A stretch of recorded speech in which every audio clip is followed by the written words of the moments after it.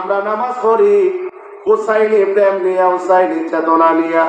আমাদের জন্য তো আল্লাহ পাক হুকুম করেছেন, ইয়া আইয়ুহাল্লাযিনা আমানু।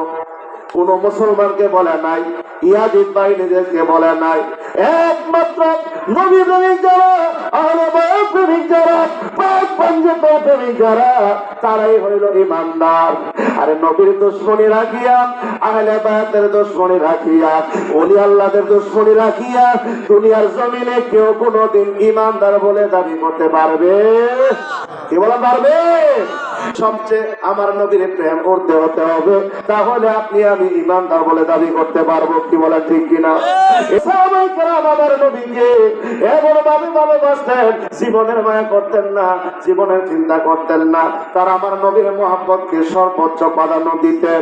হযরত আবু বকরকে প্রেম পরীক্ষা করার জন্য বলেছেন আংটির মাঝে লা ইলাহা ইল্লাল্লাহ লেখার জন্য। আবু বকর বলে, লা ইলাহা ইল্লাল্লাহ নবী বলেছে, কিন্তু আমি দেখেছি, আমি জানি যেখানে আল্লাহ সেখানে তার প্রিয় হাবিবকে রেখেছেন। জোরে জোরে কম সুবহান। এই জন্য খোদাই কারীকে বলছে লা ইলাহা ইল্লাল্লাহর সাথে মুহাম্মাদুর রাসূলুল্লাহ সাল্লাল্লাহু আলাইহি ওয়াসাল্লাম লেখার জন্য। সুবহানাল্লাহ বলে। কালিমার আগে আল্লাহ, পিছে আল্লাহ, মাঝে কানে রাসূল, সৃষ্টি কোলের মাঝে তাহার নাই যে সমতুল। আছে নাকি? বাজার নবী দেখা, আল্লাহ দেখা। নবীর কাছে বয়াত হওয়া, আল্লাহর কাছে বয়াত হওয়া। নবীকে মহব্বত করা, আল্লাহকে মহব্বত করা। নবী ছাড়া কেউ কোনোদিন পার পাবে না, আল্লাহকে পাবে না। সারা জীবন যদি আপনি আল্লাহ আল্লাহ জিকির করেন, আল্লাহ বলে জিকির আমি নাই, যতক্ষণ না আমার মাহবুব, আমার বন্ধু নবীর জিকির না থাকবে।